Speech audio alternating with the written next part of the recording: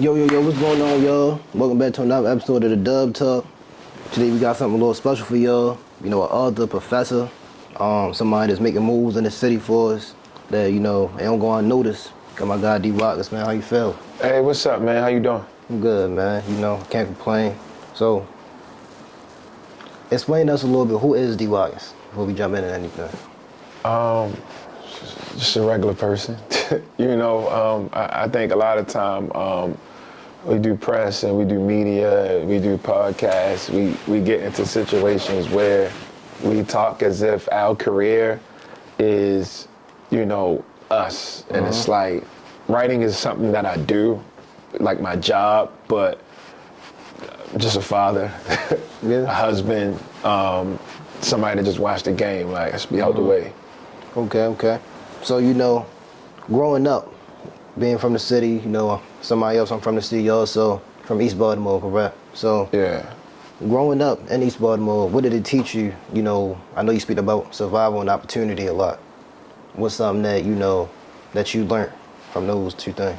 I think being from Baltimore City in general, has prepared me for the art world. It has allowed me to make a seamless transition. I've worked in television. I've worked on films. I've written books. I've taught the world, and I think being from here and understanding that nobody cares has made me extremely resilient and able to deal with the criticism, the scrutiny, the racism, the classism, cliques, and all that weirdo stuff. Like, being from here just let me know that nobody really cares for real. And I think a lot of times when you're an artist, especially when you coming out of the city, you feel like I'm special, I'm different, I'm an artist, I do this and I do that.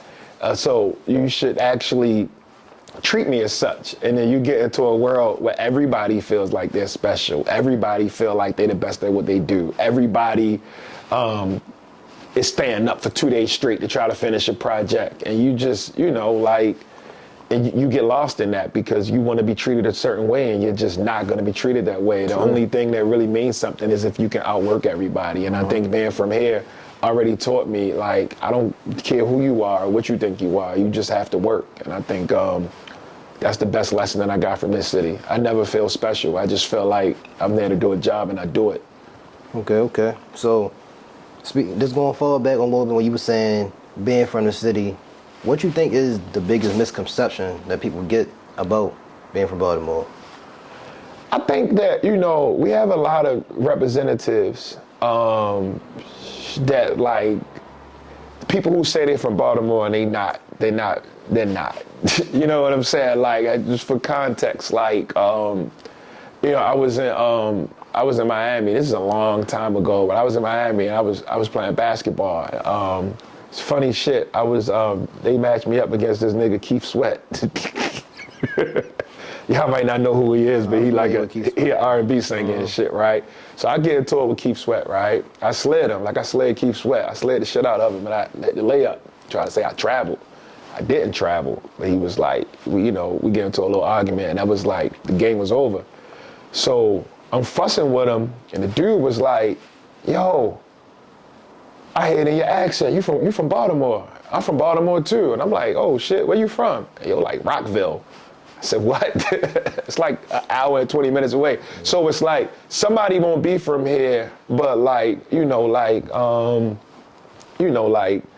but they'll act like it and they'll claim it and they'll say it, and then they'll look at that person and they'll think that, like, we're like that person. Like, I was on a panel for New Balance, and it was a guy from I don't know, Philly or something, and he said something like Baltimore, y'all never wore New Balances, like y'all wore lugs and South Pole. And I'm like, what is you talking about, cuz? Like, and so in my mind, I'm like, okay, well, he's interacting with somebody that's not from here, or he's projecting because he's just never really been outside. So I think the biggest misconception is, like, we have so much cultural currency, and you get so much like instant respect and bravado when you make it out this city that people lie and they act like they from here, and then they get on platforms and people say, "Oh, well, Baltimore people, y'all talk crazy," and it's like, nah, dog, we don't talk like that. Like you on the internet or something, or you just making stuff up. When you say cultural currency, elaborate on that for me. We're branded, as a city that tough people come from. Since I was a child, we've been, like over the last few years, like there's been a lot of news around the drop in violent crimes and like the murder rate taking a huge plummet. It's because we've been a small city that has had a murder rate that floated around 300 since the 70s. You know what I'm saying? Before I was born in the 80s, right? So it's like whole lot of people from this city did a lot of time in federal prisons, right? So like they're building a reputation for themselves by how they conduct themselves in those spaces. So in that narrative, you talk to a person from New York that's been in the world and through the system. You talk to a person from LA that's been through the world, through the system, and they're like, yo, Baltimore dude's different. They tough. They don't care.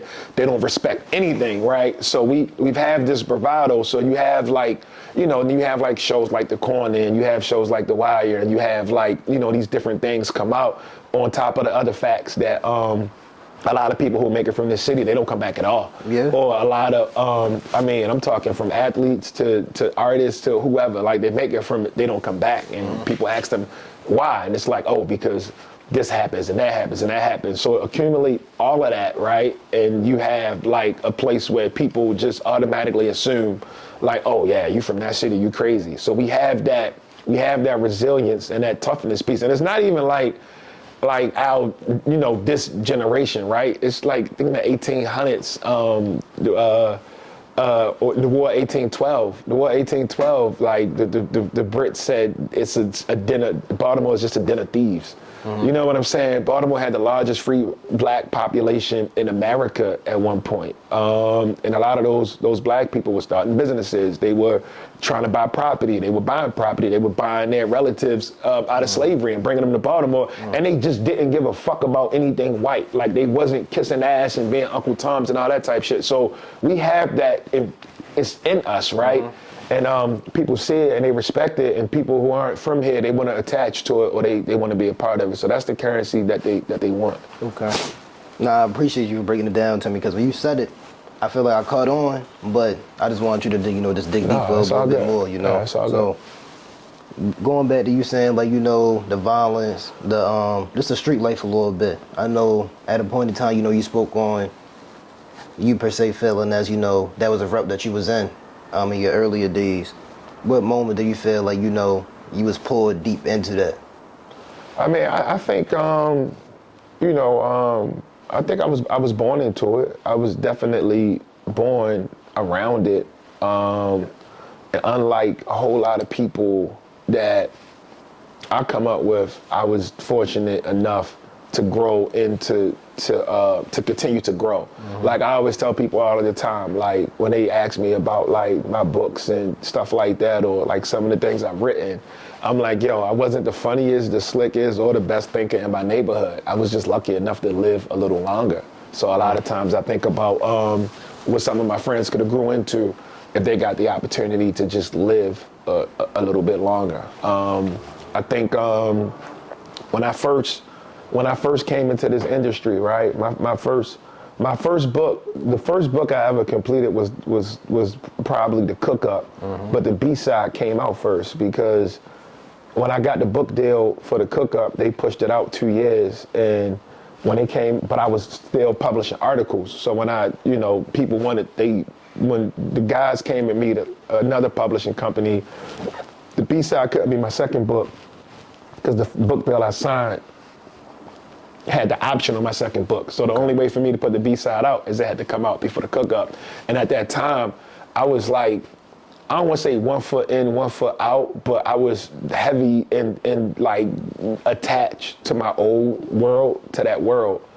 And I'll say that the biggest mistake, I don't want to call it a mistake because it's just where I was at that particular time, but I feel like I came off as a person that was trying to glorify that side of my journey in a way that I wasn't. I just didn't have the language to articulate it the language that I have now, right? Okay.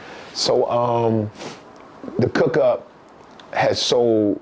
I mean, they both were New York Times bestsellers almost instantly, but it really did well in a lot of jails, a lot of schools and a lot of jails. So a lot of writers weren't really going to. Well, when I started out, no writer. There was like maybe, I know one other writer who would go to a Baltimore school, right? And because he was kind of broke, and they was giving him like a couple $100, so he was doing it, right? So when he got up, it was no writer that was going to Baltimore schools, but because my story was Baltimore, it was here, the teachers was wanting it, students were stealing the books, that I was going to schools all the time, but I didn't really, it was there where I developed like the messaging as to like, to kind of combat what I, how I told different parts of my own story. Yeah. Yeah. Yeah, man. I feel as personally, I've seen some of your books for real. You got what, 7 of them, I believe, or shit, eight that's out. Probably wrote like 12. Okay. Anything else coming soon? I've been ghostwriting a lot, so I've been when I ghostwrite, I don't consider it my project. It belongs to the person that I'm writing it for. But I got 2 ghost jobs that I'm really into right now. I'm stepping into that young adult space because I just want to get back to high schools more. I used to go to high schools all the time, and it was a really fun part of my career. Middle schools too, because I could get a lot of young people were actually reading and connecting with the work. But just got busy and just my travel schedule, and I just haven't had anything new. So I just finished the YA novel. I got to sell it. My agent, we got to tighten it up and sell it. But definitely looking forward to that. Doing some work with Under Armour now. Looking forward to and I've done work with like Nike, and I've done work with New Balance and other sneaker brands. But I really enjoy telling stories around product and trying to connect with like young consumers and stuff like that. So that's been like a fun part of my career too. 3 degrees, right? Around. Yeah, and then some honorary ones, a couple though, and a couple. Yeah. So speaking on you speak on all of them, but your main ones that you got at this age now, do you feel as though your turning point, young D.Watkins, early 20s or teenager D.Watkins to now, do you feel as though they put you in a predicament where you at now? I think young people should go to college, and I think you should go to, and especially if you can go out of state, right? If you can get out of state, I think you should run. If you have to stay home, I still think you should go, and I think you should interact with as many people from different places as you can. I think we being hurt right now, but I think a lot of people are like, they're buying into the mentality of bet on myself and gig economy and stuff like that, which is cool because you got to make bread. But I think it's important just to be exposed to people with different realities and different ideas and engage them and have conflict with them and laugh with them and travel with them and just drink that in. I think as far as the education piece for college, it's hard for me to gauge how I benefited because I've always been a naturally curious person. So once I became a reader, I instantly became a voracious reader. So I just went from a reader to a person that was just reading any and everything all the time. Like at one point I was reading like 10 hours a day. So the critical thinking piece was gonna, I was gonna have that anyway, but I think the social piece and the professors from different places, dating girls from different places, fussing with motherfuckers from Korea, like all of that stuff just added to my worldview, and it made me a better artist. It made me a more understanding person. Yeah. It made me more patient. It made me even more curious, which helped me out in business. So when I think about college, I think education across the board just needs to be reformed because I just think we do school wrong in general. But I think that piece is a valuable piece for a young person who wants success at you know, at a level where like they're constantly growing and building networks outside of what exists in their home and their neighborhood and homies and all that. No, for sure. I'm just asking, you know, mainly to, you know, advice. You know, just turned 18 last Monday, and Oh, happy birthday! Appreciate it, man. Actually, I'm getting towards going to Morgan. You know, more. Okay. I'm not really too. I heard, you know, I agree with you. You know, saying getting out of the city, traveling. Baltimore is like number 4 in Morgan, so it's like you're gonna interact with people from New York and Philly and sure. PG. Like that's their their base, and then you know, so I mean Morgan. If I had a kid that was going to stay in state for college, I would probably send them to Morgan because of that. For sure. Yeah, but my fault, go ahead. No, you good. Just thinking about, you know, majoring in more so marketing. You know, that's more so something that I say around COVID, just finding myself. That's something I know that, you know, entrepreneurship, that was more so something that, you know, I focused on and I locked in on, is being around fathers, aunts, mothers, you know, uncles also, just seeing them working, them hustling. They got to get their dollar. Ain't nobody, you know, paying them. They don't got a paycheck, so it's more so a point in time where as though it's either they make their money themselves or they ain't gonna eat. Facts. So, you know, and also it ain't too many men in my family that went to college. So, you know, that's something that I also noticed too. It's not, I wouldn't say it's also a bad thing, but I also look at it as like, in the black community, I think it also, you know, I probably think you agree, it's like it lacked a little bit.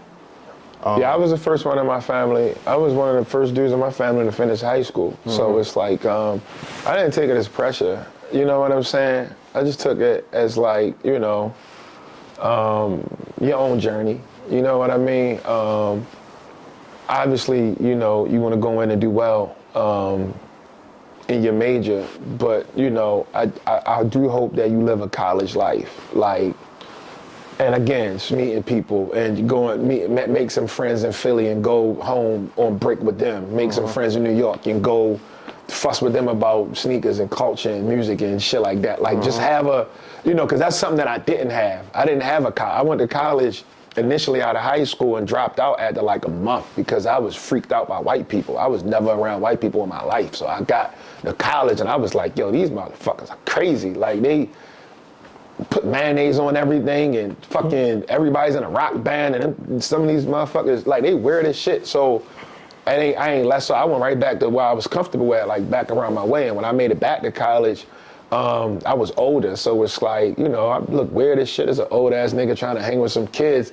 And I'm fresh in college, you know what I'm saying? Yeah. So I would say, if I could give any advice, take advantage of the clubs, take advantage of the when they got study abroad and the opportunity for you to go to wherever, Ghana, you know what I'm saying, Nigeria, even yo, for sure, take advantage of it. Live a college life, man, because that's something that my friends who got a chance to do that, like I definitely, like I'm always excited to hear them reminisce on them stories because I ain't had that. No, for sure. I feel as I'm looking at it as, the point is, I'm for sure going to take advantage of it, but I'm also looking at it as, I'm going there for marketing, but I'm also trying to market what I'm doing now. Got the Dub Talk, the podcast, something I know that Morgan 100% would support me rebranding my pops and my uncles, their old clothing brand, House Up Entertainment, something that I know that they'll also support because it's not too, it's getting common saying, you know, black young boys entrepreneurship in the city, but it's something that was like, you know,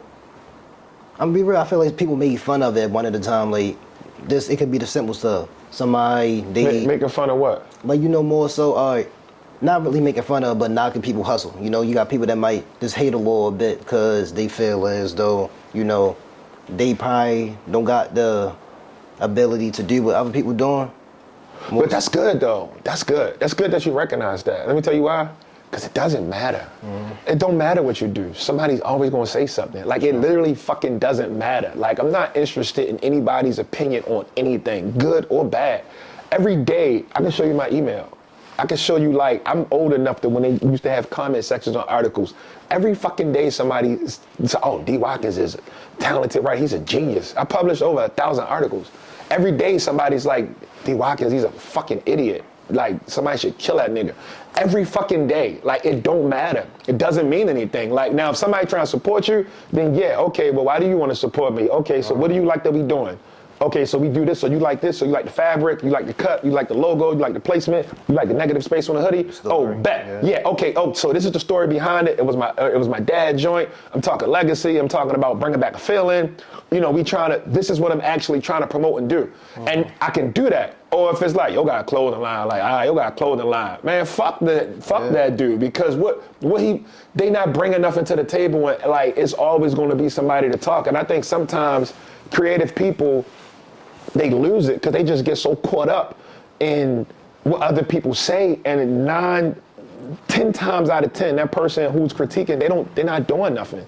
They're not doing shit. You know what I'm saying? I 100% agree with that part, but this piggybacking on what you say, you know, people, they'll lose it or they can't really tell their story. Because I'm gonna be real, a lot of people, they don't really got a story. They might be doing it for the money. And I feel as it's 50-50 with that. It ain't nothing wrong with that, but I feel as, you know, if you're in a predicament where you feel as you gotta be hustling or picking up a skill for the money, I feel as that's 100%. I think that's a story in itself. But I'm saying that's more so, in the point where as though, like, by all means, I could just speak on myself a little bit. I always been in the clothes, I've been in the fashion. That's just something that I just been into since I was younger. Being around my father, them having concerts, you know, New York, I say the Auto Bar, just all around the city for the most part.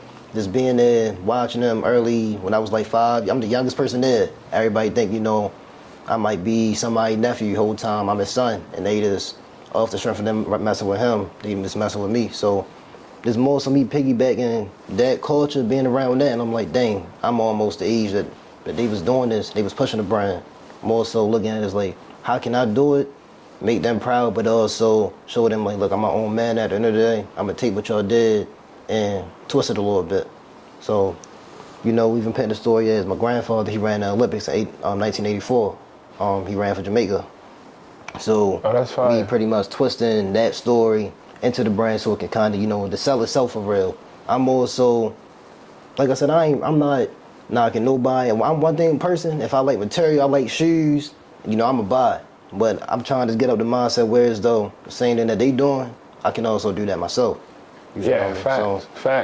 And have conversations with people about it, like talk. And that's another cool thing about school, is it literally gives you a space to just really have raw conversations with people about fabric, about design, about aesthetic, about regions. Like, you know, like sneaker companies sell certain shoes to certain regions. They drop certain color. The only thing that kind of made it like a mixing pot is this explosion of social media where everybody just starts dressing like everybody else, right? And they kind of, you know, mix cultures a lot. Because, you know, back in even like the early 2000s, you can look at a LA motherfucker and tell the difference between him and a dude that's from Oakland. The guy from Detroit, you know what I'm saying? They not dressing like dudes from Flint, right? So it's like, I remember I went to Providence, Rhode Island back in like the early 2000s, and we was wearing We Are One, right? It's like a brand, like a Baltimore / DC brand. It was co-owned by basketball players from Baltimore and DC.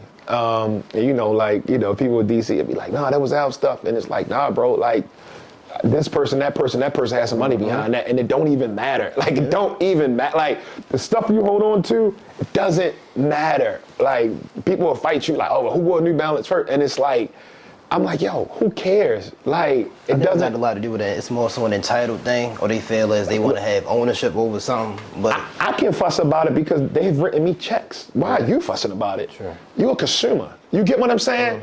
And I'm not fussing about it. And I took money from these people. I'm not fussing about it. So I say all that to say like, the best thing that ever happened for me as a creative person is when I just disconnected from what anybody else thought about anything. I think it's the most powerful, liberating thing in the world. Like, and when I say disconnect, I mean like, even from praise. If I write an essay and it wins an award, you know what I'm saying? Like, that's the Essays Award. It's not I'm not connected to it. I don't even feel the shit. You know what I'm saying? Like, I got an Emmy. I've won like James Beard Award. I won like, I'm just all kinds of shit. Fine, it don't, you know what I'm saying? I can walk out this door right now and somebody can still blow my fucking head off. Then I'm gonna be like, oh wait, this nigga got a trophy. You know what I'm saying? So it's like we put so much weight in that stuff, and then we put weight in trying to maintain whatever type of status come with that stuff. And in my opinion, I just think the most healthy thing is if you're gonna be forward, you're gonna be serious about business, is marry the business, marry the craft, marry the ideas, marry the conversations you have with, because you're gonna meet some other people that got their own brands too. Yeah. Get locked in with that and just be in love with, like, yo, look at this sweater I came up with. I made that. You know what I mean? Now let that sweater go have a life of its own and then do something else. No, for sure. I think that's most definitely needed, especially us, going into young men, because, once again, I grew up with, especially these two, I knew them since the 9th grade, and we locked in ever since, for the most part, And it's just, even though we shooting now, but just as you talk and just looking at it as, they actually shooting something for me. Right. Pretty much, and I ain't had to go look for nobody. So, just showing them gratitude, I think that's something that's also needed, us keeping everything in-house. A lot of people be scared or, they be frightened by, I can't really trust that. Also, I guess one big thing I notice people don't like, they can't mix family and business. I feel as though, not to come for nobody, but foreigners do it all the time. You got Chinese people that do it. They work with people that they related to, or they live under, one household. Well, you have a pattern, and you already have the answers inside of you, so you got it already. Like, you just said it again. People say, it don't matter. People gonna say all kinds of shit, and most of the times, it's the wrong thing. People say you can't mix family and business. Well, who are these people, and why do they have so much agency in how we think and feel? And I'm only telling you this because nobody explained this to me when I was starting out. Nobody, literally, I was walking around in search of approval. Approval from a publishing company, approval from other writers, approval from people in the film world, approval from all of these different industries I work in. I constantly seeking approval. And when I got the approval, guess what? It didn't feel like anything. And then I realized that the person who I should have been working and trying to impress, and the person I should have been trying to really build for and make feel whole was me. And nobody, I had to be damn near 40 till I figured that shit out. So it's like, I'm just telling you now, only because, and I'm not saying that's how you think and move, but I'm just saying when I was your age and I'm trying to figure the world out, I put so much weight in how how my work was received.